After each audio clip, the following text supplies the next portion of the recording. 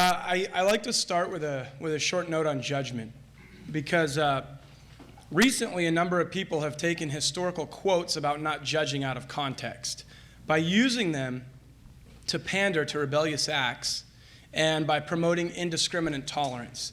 Now, when people do this, they strike a blow at the very heart of all virtue. Just think, if never judging truly were the ideal, then it would be immoral for us to judge even a person like Hitler's actions as wrong. So we should obviously not condemn all judgments. We should only condemn hypocritical judgments, arrogant condemnations that are characterized by disdain and condescension. But not all judgments are of this sort. There are two other types of judgments. Some judgments, for example, are judicial. Judges judge, they pass sentence, and that's their job. Other judgments are assessments. They're appraisals of right or wrong, wise or foolish, accurate or inaccurate. And these types of judgments are necessary for us to act in even the most basic of situations. Every single day, we are drawn to things that we judge to be good, and we avoid or we shun things that we judge to be bad. It is possible, however, that we can make mistakes about those things. Sometimes we'll judge a thing to be good that is actually bad, or bad that is actually good. So it is also critical that we do the best that we can to come to know the truth about a thing before we make a judgment about it. So hopefully this next talk, the Born Gay Hoax, will help you to gather the information that you need to make your own judgment, a wise judgment, one that is, in fact, based on the truth of things.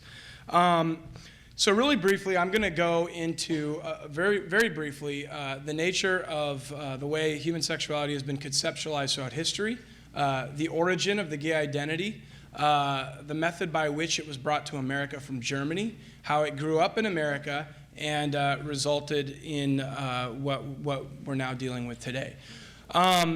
Historically, human sexuality, prior to 1862, there is no known record of any human being ever claiming to have been born gay themselves.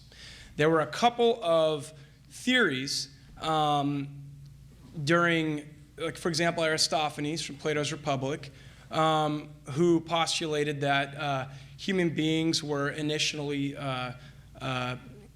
combined together in pairs, but that Zeus got angry because humans were too powerful when they were combined together in pairs, so he split them in two, and then we were destined to wander the earth forever searching for our other half.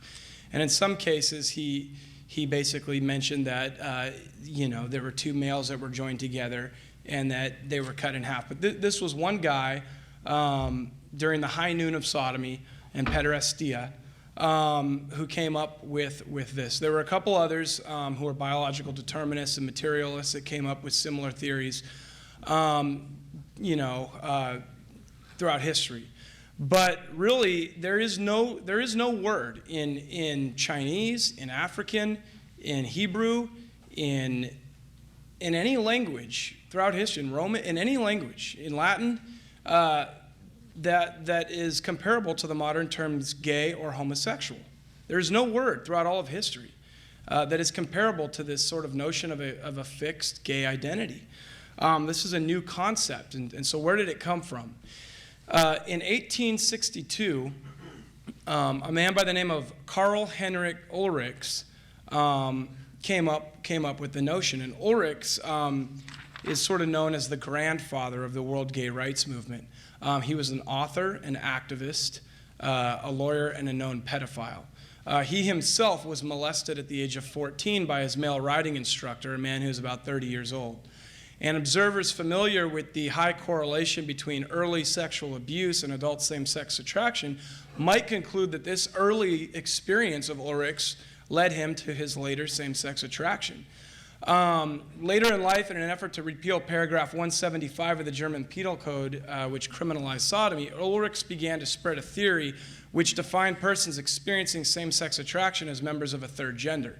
He called the males earnings and the females daylings. Later, he coined the term Uranian to refer to both the males and the females of this third gender. He took the term from Plato's Symposium, in which same-gender eros was said to fall under the protection of the ninth muse.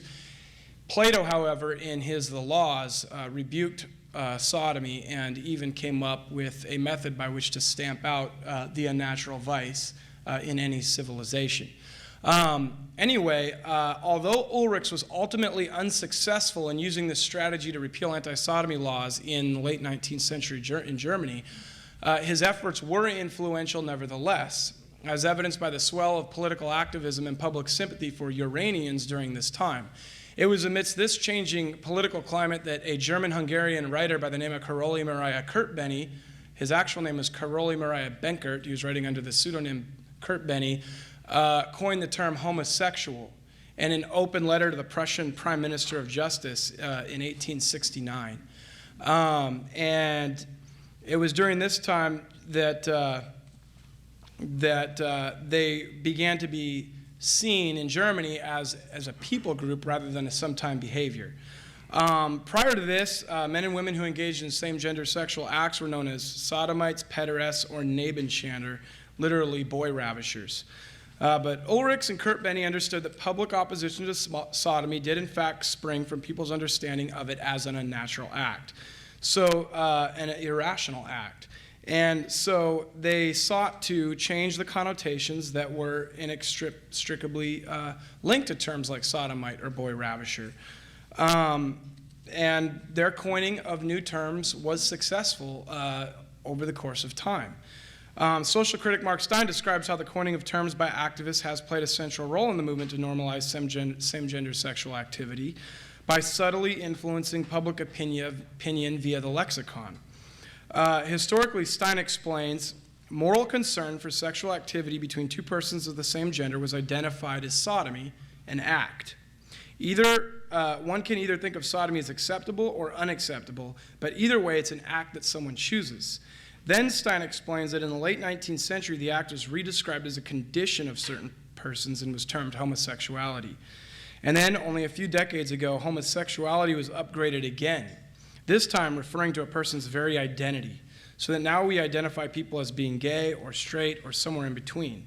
Now the term describes who a person is. It has become as fundamental to one's identity as race. Ulrich's socio-political strategy established itself as a working model in the late 19th century in Germany. And however, oncoming political turmoil, both within the pro-sodomy movement and throughout Germany, pushed his movement underground. Ulrich's strategy was destined to lie publicly dormant for nearly a century, but its influence survived implicitly in the language. The third gender theory established a new concept for the masses, and this concept carried with it an entirely new blueprint for society's future. So shortly after Ulrich's death, the pro-sodomy movement in Germany separated into two separate and opposed factions. One was hyper-masculine, one was hyper-feminine. The hyper-masculine faction was led by Adolf Brand. The hyper-feminine faction was led by a man by the name of Madame Magnesia,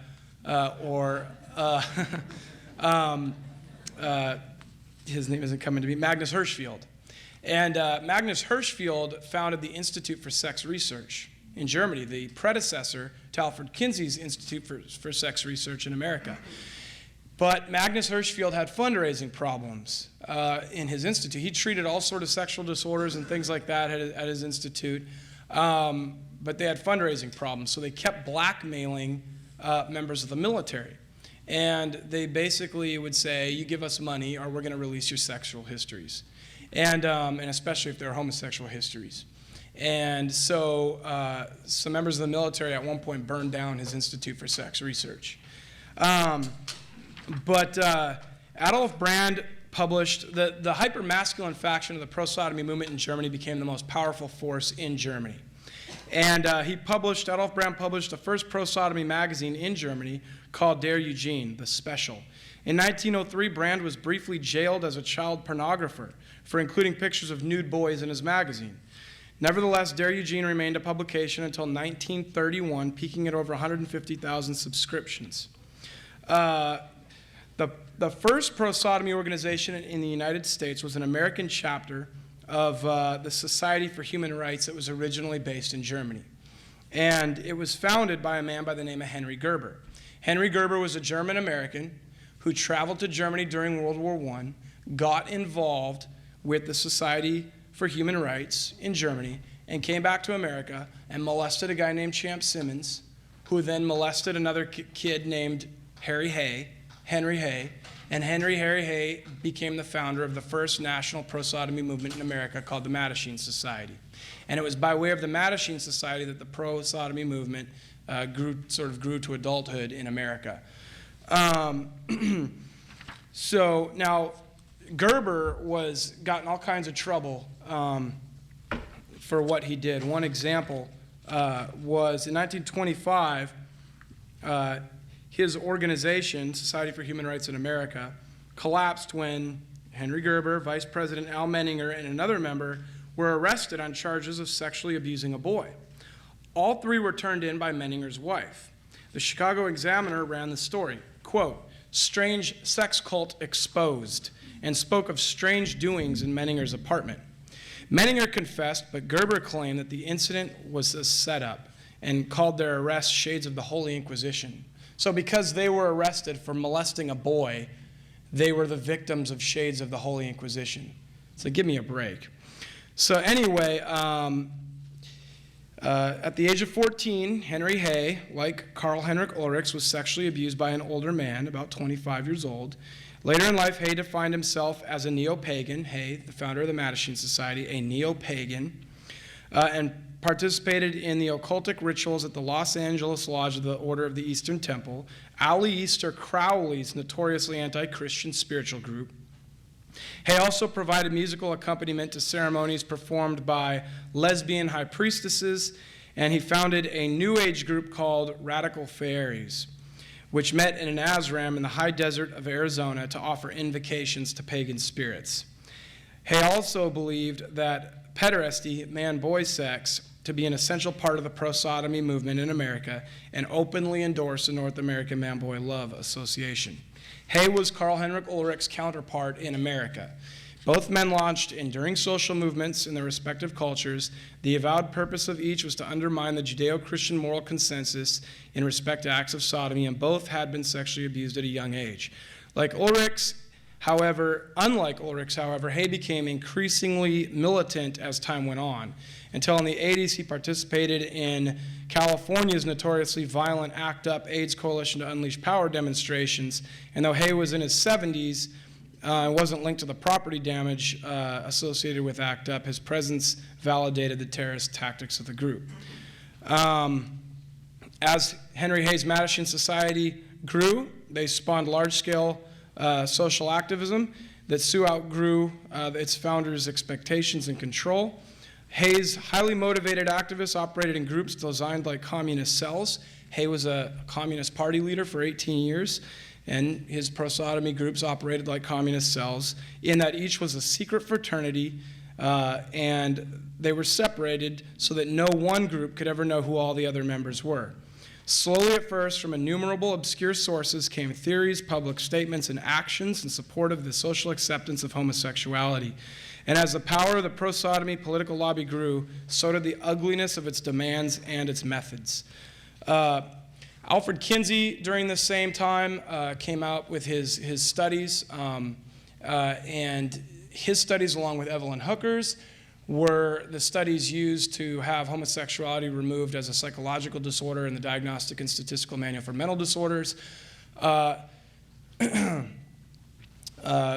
Hooker was a UCLA psychologist who had some gay students in her class, or students who had adopted a gay identity. They went to her and asked her to study them, not with the objective purpose of figuring out what was going on, but rather with the intent of lobbying against homosexuality as a psychiatric disorder. And so during the 60s, the pro-sodomy movement got increasingly militant. In '69, you had the Stonewall riots. Public sex acts were being engaged in all over New York City, in bushes. Macy's had to shut down one of their bathrooms. New York had to cut down trees and bushes in their public parks because there was public homosexual activity going on in those parks. The Stonewall Inn was a bar in New York City on Christopher Street. One night, a mob of, quote, drag queens, gays and dykes came out, angry at the police, who had repeatedly shut the bar down because there was pedophilia there. They sold liquor without a license. The reason the cops officially gave for going in was that they were selling liquor without a license to minors. They were going in, and the homosexual activists were throwing Molotov cocktails. They uprooted her parking meter, smashed windows. And the Stonewall riots today is known as Gay Pride Day. So this is what they're celebrating, was this riot. So they had this sort of militant state of mind during this time, and then this time it led right into their attacks on the APA. And they took Evelyn Hooker and Kinsey's studies, and they used them as their intellectual justification for coming out against the APA's notion that homosexuality is a psychological disorder. And they began to protest at conventions. They're using the same tactics that Go Proud is using at CPAC. They find one person who's high up in a convention associated with psychiatry, or today it's conservatism, David Keene, and they're usually sympathetic largely on so-called civil rights grounds, and then they get into the convention, and this is what they did with the APA. And during the hearings about homosexuality, they protested the hearings. So if there was a meeting about homosexuality, they'd protest. They'd throw paper airplanes, they'd run up and down the halls, throwing glitter, they'd scream bloody murder. They'd destroy the proceedings. And then they would basically, and I'm just summing this up really quickly to get through it, they would threaten not only more but worse interruption if they weren't given a panel at the next convention. But then they say, well, but if we're given this panel, we won't disrupt, your proceedings. We just want our own panel. Then they'd get their own panel, and they continue to disrupt. They networked within the APA. Robert Spitzer knew one of the activists from college. One of the activists networked with Robert Spitzer, and they basically came up with an agreement that on civil rights ground they should have homosexuality removed as a mental disorder. Spitzer was the chair of the nomenclature committee that categorized mental disorders, and they basically pushed it through. The board voted. Intrinsic in the notion of a vote is a notion that it really isn't necessarily science that's going on here, but politics. It really, the definition of a psychological disorder is, a thing is functioning in accord with its design but if something is inhibiting you from functioning in accord with your natural design, then you've got a disorder. If you've got to go to the bathroom and you can't go, you've got an anxiety disorder. You're pee shy. Well, in the same way, if the natural, if the natural function of your reproductive organ is reproduction, but you've got some sort of, anxiety disorder that doesn't allow you, then you've got a disorder. It could be an anxiety disorder. It could be a phobia. Ellen DeGeneres, for example, her stepfather attempted to molest her multiple times. She had to live with him and keep it a secret for a long time. Her mother talks about this in her book, A Mother-Daughter Journey. And another woman, Donna Minkowitz, had an abusive parental relationship. But like Ellen DeGeneres, her mom's autobiography states that she was attracted to men. She said Sting was cute, and she had a boyfriend in early high school. But then after her incidents with her stepfather, she abandoned her attractions to men. She developed a fear for her stepfather, who would look at her creepy during breakfast every morning, and then generalize that fear onto all men, and develop substitutive same-sex attraction instead. And so dealing, for example, with her same-sex attraction might not have anything to do with dealing with homosexuality or same-sex attraction in general. It might have to do with dealing with her fear of men. And so that's sort of the APA. I could get into a lot of detail with that, but because of time, I'm not going to. So now let's get right into the born gay hoax in and of itself. The born gay hoax was essentially invented in 1985 by Marshall Kirk and Dr. Hunter Madsen. These guys wrote this book after the ball, How America Will Conquer Its Fear and Hatred of the Gays in the 90s. If you go toward the back of the book, the entire thing is about how to attract younger males and how bored and lonely they are from having to go to the bar every night, and how the younger boys don't appreciate them, and how they need to create some form of pederastic societal institution so that they can then get younger boys again. That's what half the book is about. It's ridiculous. The other half is about how to brainwash Americans into believing that homosexuality is normal. So the born gay hoax, again, was invented in 1985 by Marshall Kirk and Dr. Hunter Madsen. Marshall Kirk graduated magna cum laude from Harvard University in 1980, majoring in psychology, and went on to become a writer and researcher in neuropsychiatry. Dr. Hunter Madsen earned a PhD in politics from Harvard University in 1985, then went on to become an expert on public persuasion tactics, social marketing, and has designed commercial marketing on Madison Avenue. He has also served as a consultant to pro-sodomy media campaigns across the country. In 1985, Kirk and Madsen co-authored an article entitled The Gay Agenda. So liberals always say, oh, some conservatives complain about the gay agenda. There's no gay agenda.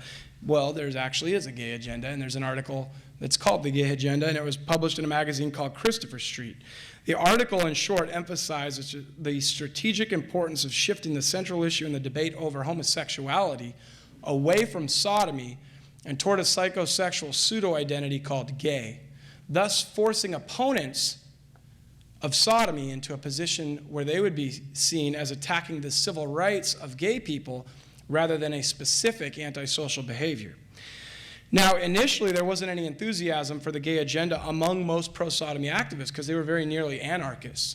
And they believed that the right to engage in, the so-called right to engage in sodomy should be looked at like people's right to engage in religious practices or free expression or free speech. So initially, there was no enthusiasm amongst activists to adopt this born gay strategy. And in the 70s, they recruited. They had Camp Sister Spirit where they recruited lesbians.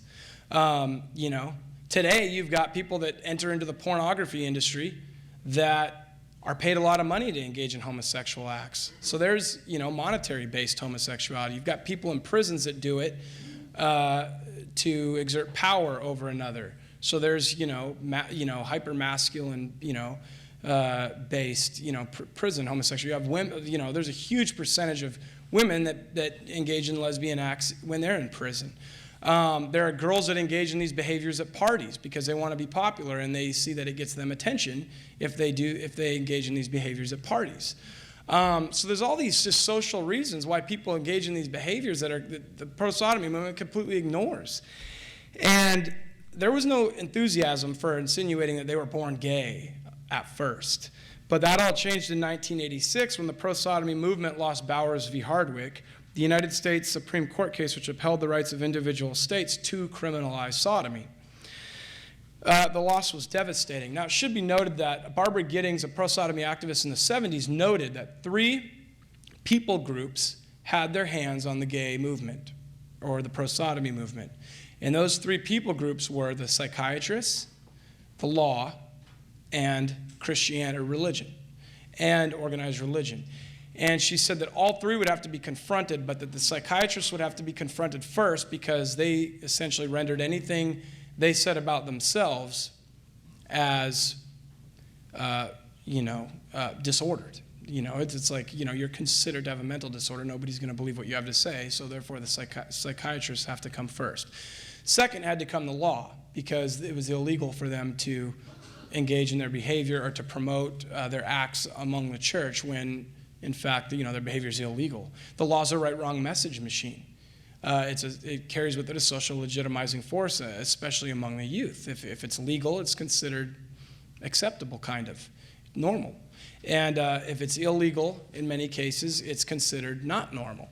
Not in all cases, but it really does a lot to normalize behavior. It's a right-wrong message machine. The law is descriptive as well as punitive and retributive.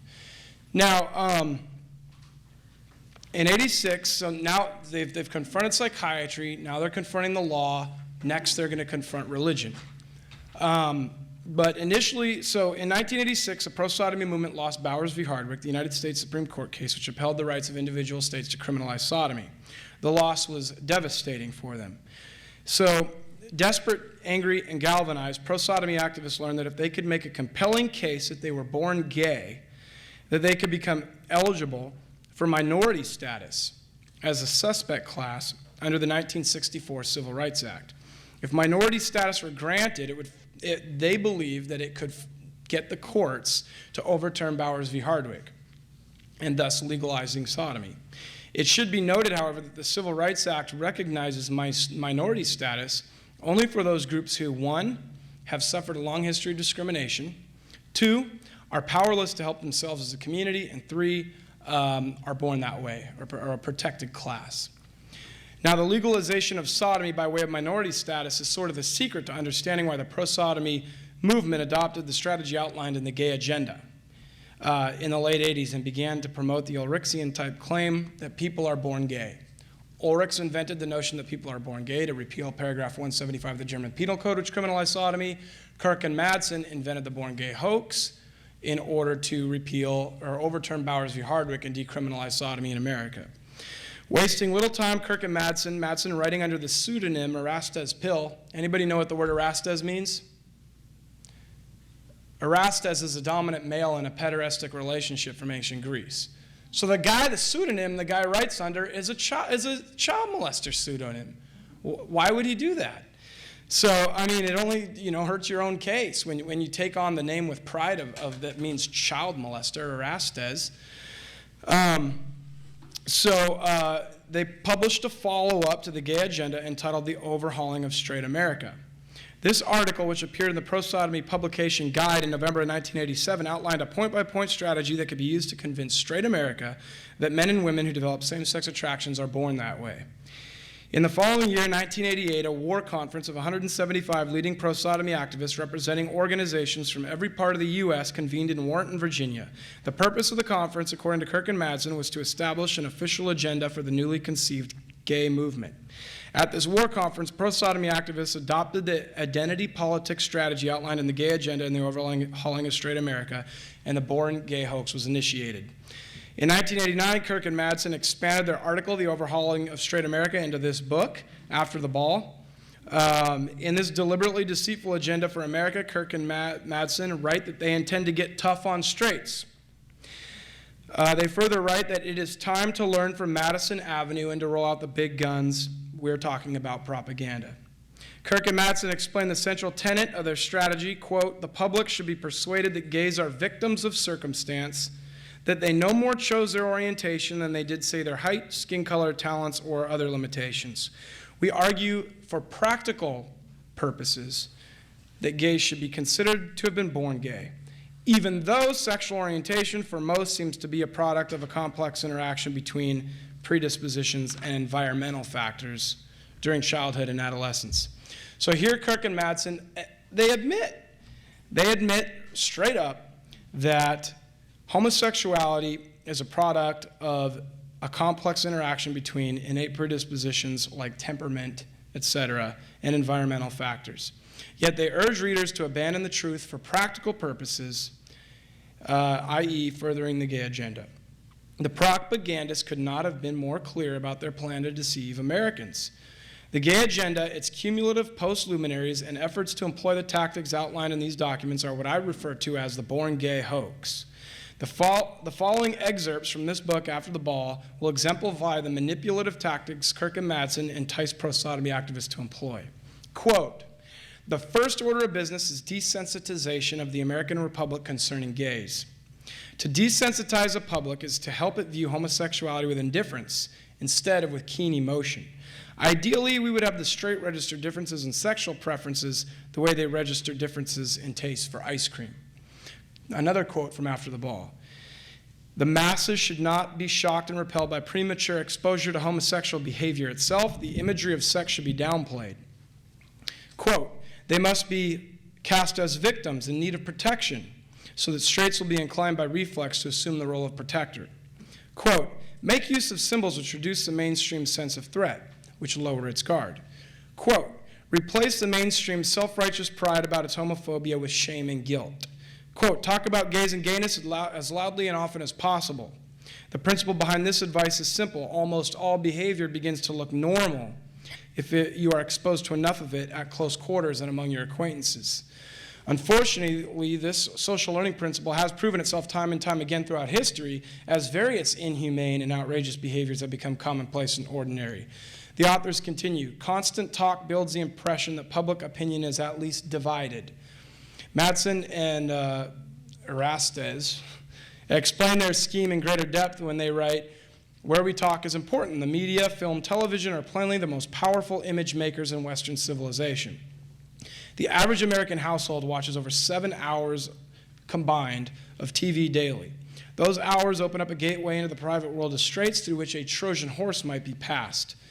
As far as desensitization is concerned, the medium is the message of normalcy." So the medium is the message. Not necessarily, they're not going to argue in favor of homosexuality, they're just going to put forward homosexuals that appear to be likable, kind, funny, because the medium is the message. So far, they write, gay Hollywood has provided our best covert weapon in the battle to desensitize the mainstream. Not so many years ago, all of these statements would have been unbelievably offensive to most Americans. I'll start that over again so you can get, this is a good part.